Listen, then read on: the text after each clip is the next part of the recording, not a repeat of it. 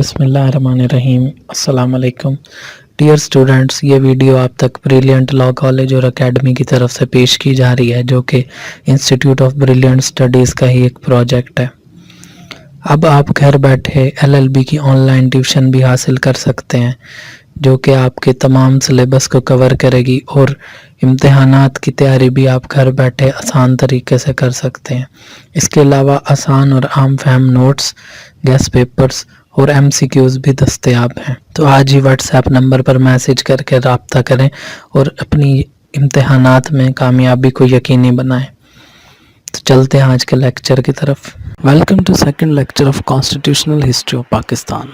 आज जो टॉपिक हम डिस्कस करने जा रहे हैं, इसका नाम है ऑब्जेक्टिव्स रेसोल्यूशन 1949, जिसको करारदाद मकासद भी कहा जाता है। तो ऑब्जेक्टिव रेजोल्यूशन 1949 जो थी वो बेसिकली लियाकत अली ख़ान ने प्रेजेंट की थी 12 मार्च 1949 को, और इसी डेट को ही ये रेजोल्यूशन पास भी हो गई थी। बेसिकली ऑब्जेक्टिव रेजोल्यूशन एक मिक्सचर था इस्लामिक और वेस्टर्न वैल्यूज़ का, यानी मगरबी तहज़ीब और इस्लामी अक़दार का एक मिक्सचर था। और इसके फ़ीचर्स क्या थे, अब हम इसको डिस्कस करते हैं। तो सबसे पहले जो इसका फ़ीचर था वो सॉवरेनिटी था, कि सॉवरेनिटी के बारे में बताया गया ऑब्जेक्टिव रेजोल्यूशन 1949 में कि इक़्तिदार आला का मालिक कौन है, या सॉवरन अथॉरिटी पाकिस्तान में कौन है। अब हर मुल्क के अंदर सॉवरेनिटी का जो कॉन्सेप्ट है वो डिफरेंट है। यूके के अंदर पार्लियामेंट सुप्रीम है, यूएसए के अंदर कांग्रेस सुप्रीम है, ठीक है। हर मुल्क ने सॉवरेनिटी का अपना अपना कॉन्सेप्ट बनाया हुआ है। पाकिस्तान चूँकि एक मुस्लिम कंट्री है और मुसलमानों के नज़दीक जो इक़्तिदार आला का मालिक है, जो सबसे सुप्रीम अथॉरिटी है, वो अल्लाह ताला की ज़ात है। लिहाजा इस ऑब्जेक्टिव रेजोल्यूशन में ये ज़िक्र किया गया कि sovereignty belongs to Allah Almighty.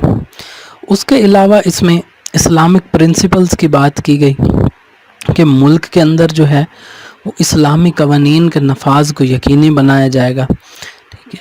और जो मुल्क के अंदर कवानीन हैं उनके अंदर भी इस्लामी कवानीन की झलक हमें नज़र आएगी। तो ये एक इसके अंदर प्रोविज़न थी। इसके अलावा टेरिटरीज़ ऑफ पाकिस्तान को भी इसमें बाकायदा तौर पर डिफ़ाइन किया गया और बताया गया कि पंजाब, सिंध, बलूचिस्तान, NWFP, ये सारे जो हैं ये पाकिस्तान की टेरिटरीज़ में शामिल हैं।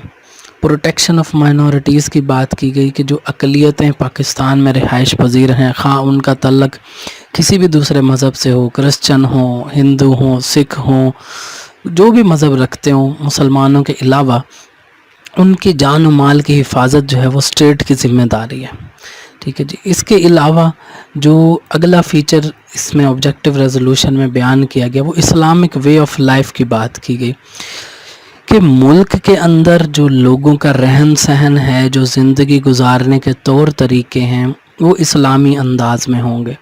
क्योंकि हम जानते हैं कि पाकिस्तान जो है वो इस्लाम के नाम पर आज़ाद किया गया था, और मुसलमानों की ये ख्वाहिश थी कि हमें एक अलग मुल्क दिया जाए जिसमें हम अपनी ज़िंदगी जो है वो इस्लामी असूलों के मुताबिक गुजार सकें। सो लिहाजा ऑब्जेक्टिव रेजोल्यूशन के अंदर ये पॉइंट भी शामिल किया गया। इसके अलावा इक्वालिटी ऑफ सिटीज़न्स की बात की गई कि पाकिस्तान के तमाम शहरी इस बात से कतई नज़र कि उनका फ़ाइनेंशियल स्टेटस क्या है या उनका सोशल स्टेटस क्या है, पॉलिटिकल स्टेटस क्या है, अमीर हैं, गरीब हैं, बड़े हैं, छोटे हैं, मर्द हैं, औरतें, तमाम लोग कानून की नज़र में बराबर होंगे, यानी everyone will be equal in the I of law.